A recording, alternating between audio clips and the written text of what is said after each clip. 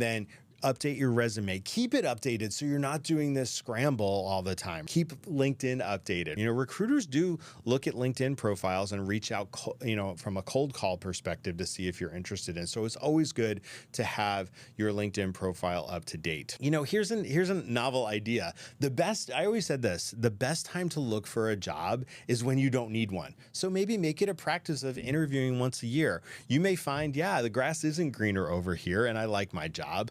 Or, wow, I didn't realize that the grass was greener and let me go over here, right? So it also keeps you up to date on interviewing so that when you do finally need, to interview, you're not doing it cold. You've actually done that before in recent memory. So maybe interview once a year or try some practice interviews. That could also help. I mentioned this before, and I think this is key to, again, helping yourself be confident in some of your decisions. And that's making sure you have a good nest egg, right? So if you're not good at savings, and that's not been one of my strong suits over the years, but if you're not, go start squirreling money away, right? So that it makes it easier to make a decision if things get really bad. You're like, you know what? I can actually go without a paycheck for a few, months or whatever it is until I get another job because I cannot tolerate this environment anymore. Always, always, always be expanding your network, right? Because networking is a key part of looking for a job. So always be expanding it. Always keep in touch with people.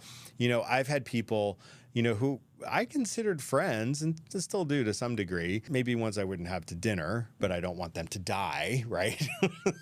But, making sure you're keeping up with people outside of just using them as a means to get another job. Keep in touch with them, keep that network active, and they'll feel valued so that when you do actually have to reach out for them and say, hey, you know what, I am in the job search, keep it on the down low, but I could use your help in networking. That's going to be better than, okay, I haven't talked to you in 5 years. Can you help me now get a job?